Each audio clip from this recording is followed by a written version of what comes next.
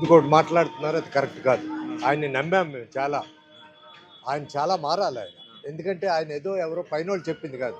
ఆయన చెప్పింది ఏది ఇంప్లిమెంట్ చేయట్లేదు కదా. ఆయన ఎలక్షన్లో చెప్పినవేవి కూడా అన్నీ అన్ని అన్ని ఏది ఇంప్లిమెంట్ అవ్వట్లేదు. ప్రజలేం అమాయకంగా ఊరుకోరు, చూస్తారు. ఎన్టీ రామారావు అటువంటి ఇంటికి పంపించేశారు, చిరంజీవిని పంపించేశారు. ఎక్కువ కాలం పట్టదు, కాస్త టైం పడుతుంది. ఇచ్చిన మాట నిలబడితే కాబోయే ముఖ్యమంత్రి ఆయనే. ఈరోజు నేను చెప్తాను. ఎన్ని లేవండి ఆయన చెప్పడానికి, ఎన్ని లేవు చెప్పండి మీరు. నేను లిస్టుగానే చెప్తే ఎన్ని ఆయన చేసినవి. ఇప్పుడు ఒక్కటి మాట్లాడితే ఈరోజు మాట్లాడేది రేపు దాని మీద. ఇప్పుడు ఎలక్షన్ టైంలో ఆయన ఏమేమైతే చెప్పారో అందులో ఏదైనా ఒక్కటి చేశారా అండి? ప్రజలేమో అలా ఊరుకోరు. ఎందుకంటే ఆయన నాకు చాలా బాగా పర్సనల్గా తెలిసిన మనిషి. కాకపోతే ఆయన వెనక నుండి ఎవరు అడ్వైజ్ చేస్తున్నారో తెలియదు, కానీ కరెక్ట్గా లేదు. ఆయన ధోరణి అయితే కరెక్ట్గా మారాలి. మారితే నాయకుడు అవుతాడు, లేకపోతే మాత్రం వాళ్ళ అన్నలాగే సోదులోకి వెళ్ళిపోతాడు. సార్, పిఠాపురానికి సంబంధించి ఎమ్మెల్యే గెలుపు విషయంలో ఇక్కడ ఉన్నటువంటి స్థానిక నేత వర్మ గారి ప్రమేయం లేదని అంటారు. లేదు, వర్మ గారు వల్లనే జరిగింది. వర్మ గారి ప్రమేయం లేదంటే నేను నూరుకోను, నాకు తెలుసు. ఆయన గ్లామర్ ఉంది, ఆయన గ్లామర్ ఉంది, ఆయనకు అభిమానులు ఉన్నారు, ప్రపంచం మొత్తం మీద ఉన్నారు. కానీ కిందిటి అనుభవంలో 2 చోట్ల ఎక్కడా మనది అవ్వలేదు కదా. ఒంటరిగా పోరాడి ఇక్కడ వర్మ గారు నడుము కట్టుకొని నిలబడి చేశాడు. తప్పు మాట అది మనం ఒప్పుకోవాలి. పార్టీతో వద్దు మనకి. ప్రత్యేక శ్రద్ధ తీసుకొని వర్మ గారు ఇక్కడ నిలబడి చేశారు. ఆయనకి న్యాయం చెయ్యాలి. మరి ముఖ్యమంత్రి గారి ఆలోచన ఏంటన్నది నాకు తెలియదు. వర్మ గారికి మాత్రం న్యాయం చేయాలి. వచ్చిన తర్వాత ఏంటి మీ అభిప్రాయం? బాగా ఉందండి పరిపాలన కదా. పథకాలు అందట్లేదు, లేకపోతే మాకు ఫ్రీగా ఇవ్వట్లేదు అనే వాళ్ళు ఎక్కువ మంది కనిపిస్తా ఉన్నారు. ఏమంటారు దానికి మీరు? పథకాలు అంటే కొన్ని పెట్టిన పథకాలు ఉన్నాయి కదండి.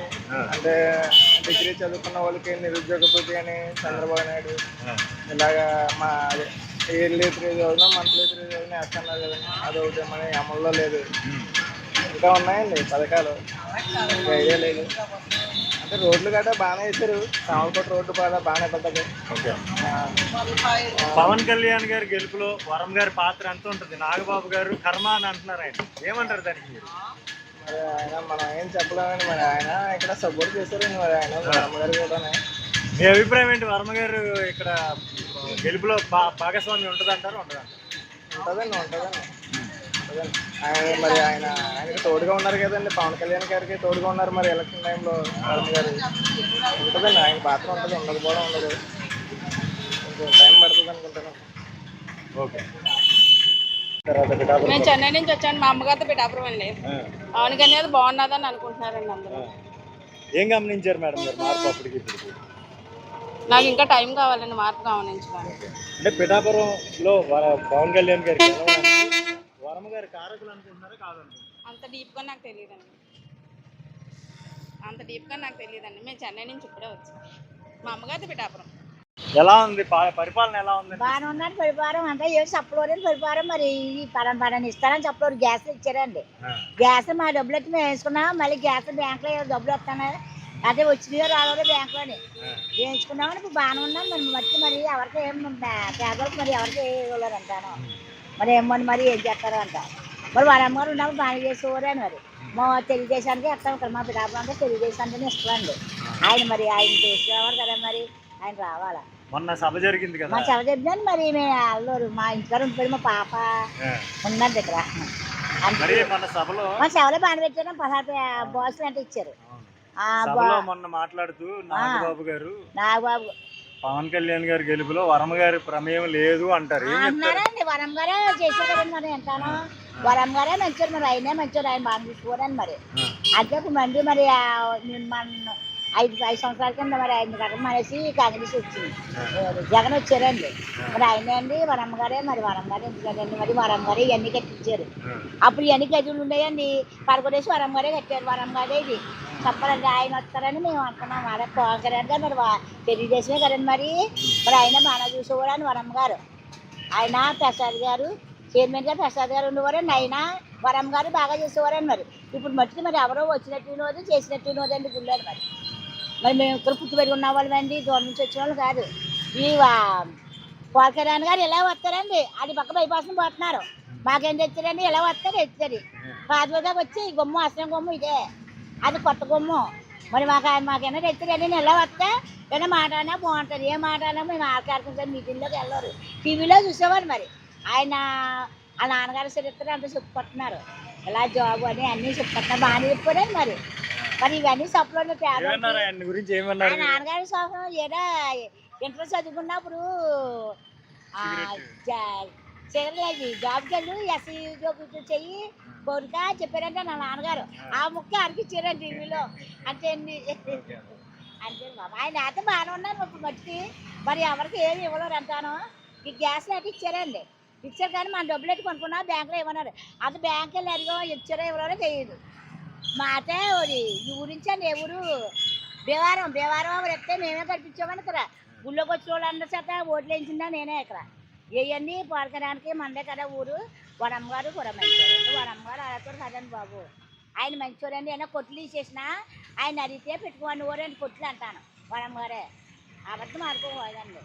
ఆయన మేము ఒక ఆయన మీరు ఎవరు వచ్చినా మరి తెలియదు కదండి. వడమ్మగారు ప్రసాద్ గారు, చైర్మన్ ప్రసాద్ గారు వాళ్ళు బాగానే చేసేవారండి ఇక్కడ. ఉంది పాలన ఎలా? చాలా బాగుందండి. పవన్ కళ్యాణ్ గారు చాలా బాగుంది. జనాలు ఏదో కొంతమంది ఏదో తెలియక అనుకుంటారు కానీ ప్రజల కోసం వచ్చిన ఎత్తండి ఆయన.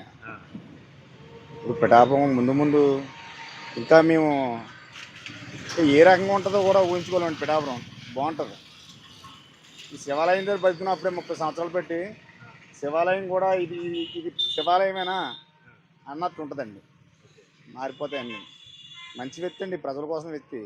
పవన్ కళ్యాణ్ గారు గెలుస్తారని ఈశ్వరుడు మొక్కుని 1116 కాయలు ముఖ్యమండి. ప్రజల కోసం మనిషి అండి. 12 సంవత్సరాలు పెట్టి పాపం ఆయన సినిమాలు కూడా మానేసుకుని అన్నీ మానేసుకుని అతను లోటు ఏముందండి. ఒక సినిమా తెస్తే కొన్ని కోట్లు వస్తుంది. ప్రజల కోసం కదా. ఏదో రకరకాలుగా అనుకుంటారు జనం.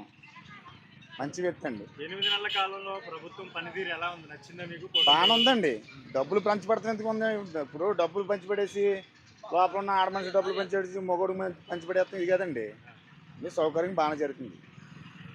పిఠాపురంలో వర్మ గారు ప్రమేయం లేదంటారు పవన్ గారి గెలుపులో.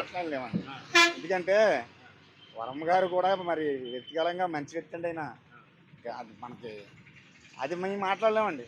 ఎందుకంటే పిఠాపురం చేసాడు కదా అయినా. వర్మ గారు చేయకపోతే ఏం లేదండి. వర్మ గారు తెల్లారితే మామూలుగా తెల్లారకుండా పిఠాపురం వచ్చేసేవారు. పేద ప్రజలందరినీ కూడా చాలా కూడా వెళ్తాం. అదే నీరు కోసం వెళ్తాం అన్నీ కూడానే. ఏంటంటే ప్రజెంట్ ఏంటంటే పవన్ కళ్యాణ్ గారు నెగ్గారు, బాగానే ఉంది. ఇంకా పవన్ కళ్యాణ్ గారు వచ్చిన తర్వాత ఏంటి మార్పు ఏం గమనించారు? మార్పు ఏముంటుందండి, ఇంకా ఉంది ఇంకా మార్పు ఇంకా ఏమి రాలేదు. తర్వాత ఏ ఊరు మీది? ఊరండి పిఠాపురం. ఏమండి పిఠాపురంలో మొన్న సభ జరిగింది చిత్రాడ. ఎలా అనిపించింది సభ మీకు? వెళ్ళలేదండి. వెళ్ళలేదు. ఎందుకు వెళ్ళా? పక్కనే ఉండేది. నేను వెళ్ళలేదండి. నాకు కాల్ చేయలేదు. అలా ఆరోగ్యం బాగాలేదు మీకు? ఓకే. ఎండలో నిలబడి వ్యాపారం చేస్తారు, నీడపట్టి వ్యాపారం చేయొచ్చు కదా. నీడపట్టి ఎక్కడండి?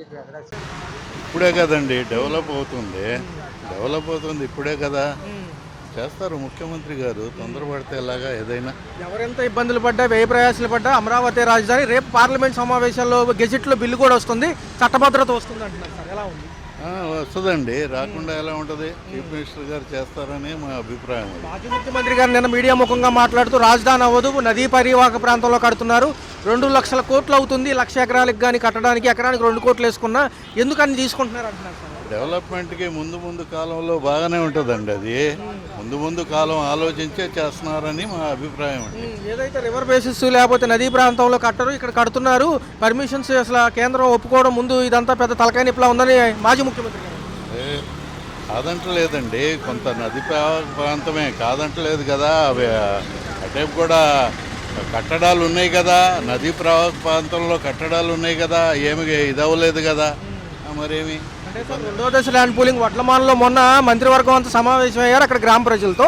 వాళ్ళకున్న అపోహలన్నీ తొలగించి ముందుకెళ్తామంటుంది. 2వ దశ ల్యాండ్ పూలింగ్ సమంజసమే అంటారు. కొంత రైతులకి ఇబ్బంది ఉందని అంటున్నారు, అది కూడా సాల్వ్ చేయాలని మా అభిప్రాయం. రైతులకు కూడా ఇబ్బంది లేకుండా చేయాల్సిన బాధ్యత ప్రభుత్వానిదే కదండి. మరి అలాంటప్పుడు ఆ రైతులకు కూడా ఇబ్బంది లేకుండా చేసేసి ఇది అవుతుందని మా అభిప్రాయం. ఒక మాటలో రాజధాని అనే అంశము రాజ్యాంగంలో లేదు, ప్రభుత్వాలు ఎక్కడి నుంచి పరిపాలించినా అదే రాజధాని అంటున్నారు. ప్రభుత్వానికి రాజధాని కావాలి కదండి. రాజధాని లేకుండా ఎలాగా? రాజధాని కావాలి కదా. రాజధాని ఒక విజన్ తీసుకున్నారు ముఖ్యమంత్రి గారు, మరి దాని మీద పోవాలి కదా. ఎవరైనా సరే ఒక అభిప్రాయం ఉంది ప్రజలకి. ముఖ్యమంత్రి మీద అభిప్రాయం ఉండబట్టే ముందు గెలిపించారు. ఇప్పుడు ఆయనేమో ఆయన వచ్చేసి అది కాదన్నారు. ఇప్పుడు ఈయనే వచ్చారు కదా, ఈయన అభిప్రాయం ముందు అభిప్రాయమే ఈయన కంటిన్యూషన్ చేస్తున్నారు కదా. సహకారంతో ముందుకు వెళ్తున్నాం కదా సార్, మళ్ళీ ఎందుకు ఇబ్బందులు ఎందుకు? ఇప్పుడు జరగనే వచ్చు కదా. మాజీ ముఖ్యమంత్రి గారు వ్యాఖ్యలు కొంచెం ఇబ్బంది పెడుతున్నాయి. కేంద్రం ఎలాగో సహకారం అందించింది కాబట్టి పనులు అవుతున్నాయి కదా. అవుతాయండి, కేంద్ర సహాయం లేనిది ఏది అవ్వదు కదండి. మరి ఇబ్బందులు తొలగిస్తారనే మా అభిప్రాయం అండి. ఇప్పుడు ముఖ్యమంత్రి గారు మా అభిప్రాయం ఏంటంటే తొలగిస్తారు, ఇబ్బంది లేదు అని నా అభిప్రాయం. నిన్న ఆవకాయ అమరావతి ఫంక్షన్ ఓపెన్ చేశారు ముఖ్యమంత్రి గారు మన విజయవాడలోనే పున్నమి ఘాట్లో. ఏదైతే ఫెస్టివల్కి సంబంధించి 3 రోజులు కూడా ఎగ్జిబిషన్ ఫెస్టివల్స్ ఉంటాయి అంటున్నారు. మన విజయవాడలో ఎలా అనిపించింది? క్వాంటమ్ కంప్యూటర్స్ వ్యాలీ కూడా ఇక్కడ పెడతామంటున్నారు అమరావతిలో. వచ్చే 2 ఏళ్లలో కూడా కంప్యూటర్లు ఇక్కడే తయారు చేస్తామంటున్నారు కంపెనీ. రానివ్వండి, మంచి అభిప్రాయమే కదా. పిల్లలకి బాగా ఉద్యోగాలు వస్తాయి. అభిప్రాయం ఉంటే ఏదైనా సరే ముందుకెళ్తున్నప్పుడు వెనక్కి లాక్కూడదు కదండి. ఏదైనా కూడా మా అభిప్రాయం అది. కొంత సమయం ఇవ్వచ్చు అంటారా? ఒక 10-15 ఇవ్వాలండి. ఇవ్వకుండా ఎలాగా? సమయం ఇవ్వకుండా ఎలాగా? ఏదైనా సరే సమయం ఇవ్వాలండి. ఇవ్వకపోతే ఎలాగా? ఏదవుద్ది? రాజధాని ఒకేసారి అవ్వాలంటే అవదు. 10-15 సంవత్సరాలు పడుతుంది. పిల్లలు కూడా ఉద్యోగాలు వస్తాయి కదా. ఒకేసారి హైదరాబాద్ కూడా పెరగలేదు కదా. హైదరాబాద్ 2 లక్షల కోట్ల నిర్మాణాలకు అవుతాయి. ఇవన్నీ ప్రజాధనం కదా అంటున్నారు. మరి ప్రజాధనం లేకపోతే అవదు కదా. ఏదైనా ప్రజాధనమేనండి. జగన్ గారు అయినా సరే ఆయన ఇచ్చేది ప్రజాధనం కాదా? ముఖ్యమంత్రి గారు ఇచ్చేది కూడా ప్రజాధనమేగా. ఏదైనా ప్రజాధనమేగా. ఇన్ని ఎన్నుకున్నారు కదా సీనియర్ అని, సీనియర్ పొలిటీషియన్ అనే కదా ఎన్నుకున్నారు. మరి చేసేదాకా ఆగాలి కదా. కొంత ఇబ్బంది ఉంటుంది, ఆ ఇబ్బందిని తొలగిస్తారు. అమరావతి వర్కులు మాత్రం బాగానే జరుగుతున్నాయి ఈ గవర్నమెంట్లో. ఇంకా ఫాస్ట్గా జరిగితే ఇంకా బాగుంటుంది. నిన్న మాజీ ముఖ్యమంత్రి గారు మాట్లాడారు, నదీ పరివాహక ప్రాంతంలో అమరావతిగా కట్టడం సరైంది కాదంటున్నారు. 2 లక్షల కోట్లు అయితే 1,00,000 ఎకరాలకు గారు 2వ దశ ల్యాండ్ పూలింగ్కి వెళ్తే అంటున్నారు. ఈ మాటలకు కొంచెం సమంజసమే అంటారా? అది కరెక్ట్ కాదండి. జనాలు ఏదో చెప్తా ఉంటారు కానీ అది కరెక్ట్ కాదు. ఆయన ఏమంటున్నారంటే రాజధాని అనే పదం రాజ్యాంగంలో లేదు, ప్రభుత్వాలు ఎక్కడి నుంచి పరిపాలించినా అదే రాజధాని అంటున్నారు. ఆయన అనొచ్చు కానండి. ఆయన అలాగనే మన వెనక్కి పోయారు కదా. ఇప్పుడు అలాగనే ఆయన వెనక్కి పోయారు, లేకపోతే బాగానే ఉండేదిగా. ప్రస్తుత ప్రభుత్వ నాయకులు ఏమంటే ఈసారన్నా కేంద్రం కదిలింది, మనకు నిధులు ఇస్తున్నాయి, అది అప్పవనివ్వండి నిధులు అవనివ్వండి ఏదో విధంగా ముందుకెళ్తున్నాము అన్నారు. మరి 2 లక్షల కోట్లు వృధా ఖర్చు అంటున్నట్టుగా మాజీ ముఖ్యమంత్రి గారు. అది ఆయన అనేది కరెక్ట్ కాదండి. ఏంటంటే కేంద్రం మనకి సపోర్టింగ్ ఉంది కాబట్టి మనం ఈ వర్కులు చేస్తున్నాం. ఈ వర్కులన్నీ జరుగుతున్నాయి. మీడియా ముఖంగా మాట్లాడుతూ ఇదేదో భూదోపిడీ లాగా కనిపిస్తుంది, రియల్ ఎస్టేట్ ప్రభుత్వాలు చేయడం ఏంటని ఆయన అంటున్నారు. ఆయన అనొచ్చండి, ఏముంది ప్రతిపక్ష పార్టీలు అంటారు, అనుకుంటూ ఉండరు కదా, అది అంటారు. మరొకసారి అమరావతికి వ్యతిరేకంగా ఆయన మారతారా లేకపోతే పాజిటివ్గానే ఉందంటారు? పాజిటివ్గా ఉంటుందండి. పాజిటివ్. ఆయన అలా మాట్లాడితే నెక్స్ట్ ఇయర్ కూడా ఆయన రారు, అది కష్టం. ఎలా ఉండబోతుంది సార్? 10-15 ఏళ్ళ సమయం అడుగుతున్నారు ప్రభుత్వాలు. 2వ దశ ల్యాండ్ పూలింగ్ ఉన్న అనుమానాలు కూడా రైతులతో కలిసి మాట్లాడుతున్నారు కదా. ఉంటుంది, ఉండదని కాదు. వీళ్ళు కరెక్ట్గా పరిపాలన చేస్తే బాగానే ఉంటుందండి. ఇటు పక్క భోగాపురం ఎఫెక్ట్ కూడా బాగుంది సార్. ఏదైతే ఎయిర్పోర్టుకు సంబంధించి 70% పనులతో పాటు ఒక విమానాన్ని ప్రయోగాత్మకంగా ల్యాండ్ చేసి సక్సెస్ఫుల్ అయ్యామంటున్నారు. రామ్మోహన్ నాయుడు గారు ఒక పక్క కేంద్రం మాకు ఇచ్చిన సపోర్ట్ అంటున్నారు కదా, మరి ఎలా ఉంది? కేంద్రం సపోర్ట్ ఇచ్చింది కాబట్టి మనం అక్కడ ఫాస్ట్గా కట్టదలిచారండి, లేకపోతే కట్టలేరు కదా.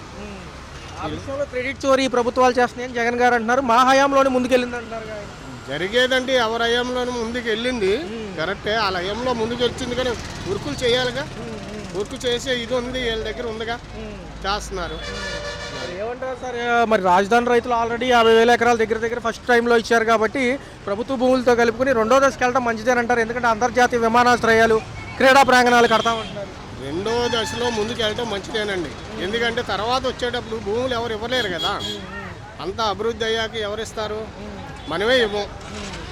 అది ఆ లెక్కలో ఉంటుంది. మొదలు తీసుకున్న 50,000 ఎకరాలు డ్రైనేజీలకి వీటికి మున్సిపాలిటీ కిందే వస్తుంది అంటున్నారు కదా. మున్సిపాలిటీ కింద వస్తుందండి. కొన్ని దీనికి కంపెనీలకు కూడా ఇచ్చారుగా. కంపెనీలకు కూడా వాళ్ళకి ఇచ్చారు కదా. ఇచ్చేటప్పుడు ఇంకా ఎక్స్ట్రా తీసుకోవడంలో తప్పు లేదుగా. కొంచెం సమయం ఇస్తే బాగుంటుంది. కొంచెం సమయం ఇవ్వాలి ఎవరికైనా సరే. మాజీ ముఖ్యమంత్రి గారు కూడా నిన్న మీడియా ముఖంగా మాట్లాడారు. నదీ పరివాహక ప్రాంతంలో అమరావతి కట్టడం సరైంది కాదంటున్నారు. రాజధాని అనే పేరు రాజ్యాంగంలో లేదు, ప్రభుత్వాలు ఎక్కడి నుంచి అయినా పరిపాలించవచ్చు, అదే రాజధాని ఎక్కడుంటే అక్కడ అంటున్నారు. ఏమంటారు? ఇది రాజధాని అనేది ఒక నిర్దిష్ట ప్రదేశం, అంటే ఒక క్యాపిటల్, ఒక ఇది అంతే తప్ప వేరే ఎక్కడి నుంచి పరిపాలించకూడదని కాదు. ఎవరికి ఎక్కడికి ఏదైనా అవసరం వస్తే ఎక్కడ నుంచి తిరుగుతారు, అందుకని ఒక నిర్దిష్టమైన ప్రదేశం అది అంతే. అంటే మొదటి దశ ల్యాండ్ పూలింగ్లో 50,000 ఎకరాలు ప్రభుత్వ భూములతో కలిపి ఇచ్చారు కాబట్టి రాజధానికి రెండో దశలో కూడా అడుగుతున్నారు. రైతులకు కొంచెం గందరగోళం ఉందంటున్నారు. అది వీళ్ళ బిల్డప్లు అండి, అంతకన్నా ఏం లేదు.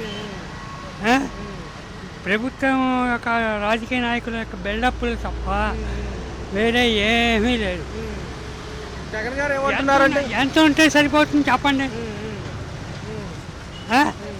సామాన్యుడికి 30 గజాలు ఇవ్వాలన్నా కూడా వెనక్కి ముందుకు ఆడతారు. వాళ్ళకి మటుకు ఎన్నైనా జరుగుతాయా?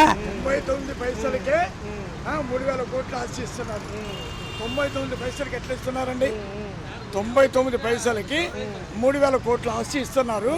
ఏమన్నంటే నా ఇష్టం అంటున్నారు. అదే సార్, మొత్తం అడిగిన భూమి కూడా 99 పైసలకి ఇస్తాం, ఎకరమే కాదు. 90 సామాన్యుడికి ఎవరు? సామాన్యుడికి ఎవరు? 99 పైసలు మీరెవరు కట్టరు, మేము కడతాను. సంపాదించుకోలేవా? నువ్వు సంపాదించడంతో కొనుక్కో. ఎందుకు కట్టట్లేదు? ప్రతి ఒక్క వస్తువు మీద ట్యాక్స్ కడతాం. సార్ మీరు అనేది వినండి.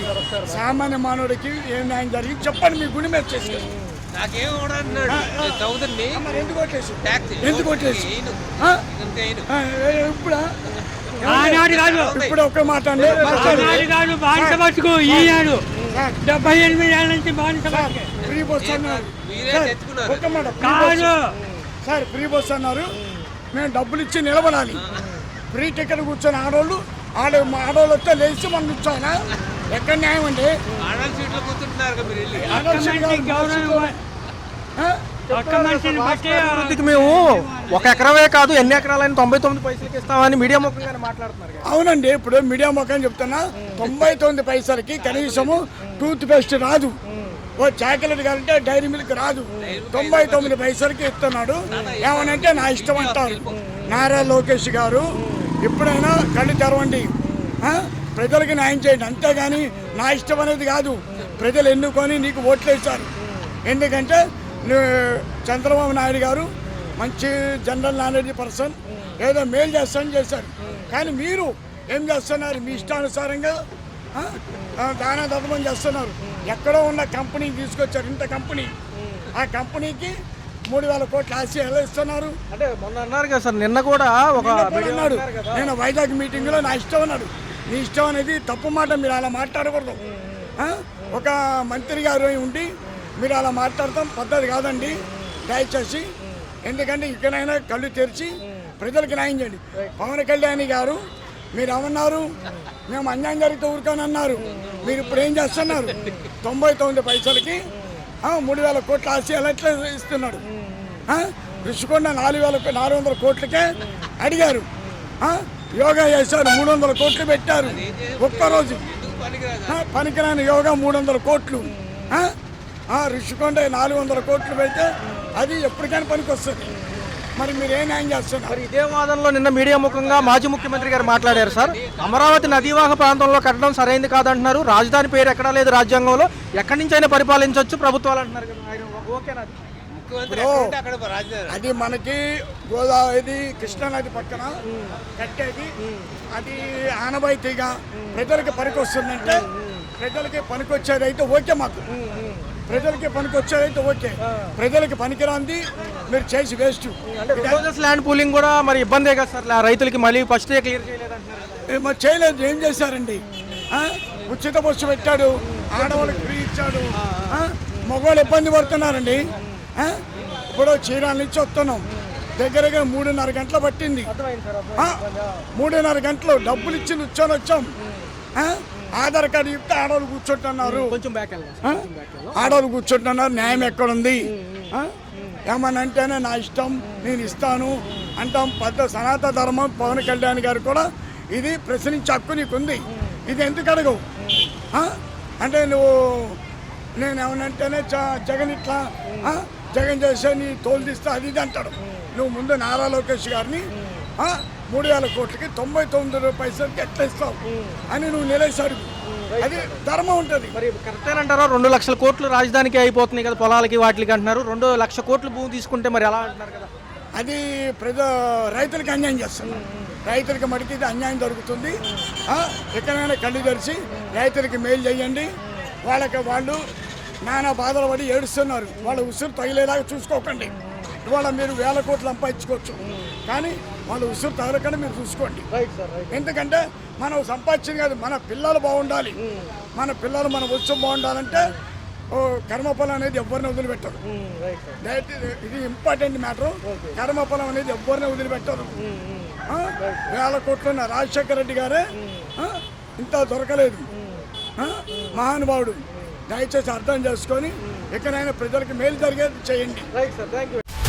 హలో, తెలుగు రాజ్యం ఛానల్ చూస్తున్నారా? సామాజిక రాజకీయ జీవన చిత్రణే తెలుగు రాజ్యం. అతిశయోక్తులు అసత్యాలు ఉండవు. రాజకీయ కోణం కాదు, ప్రజా కోణమే కొలబద్ద. తెలుగు రాజ్యం వీక్షణ మీ ఉత్తమ అభిరుచికి నిదర్శనం.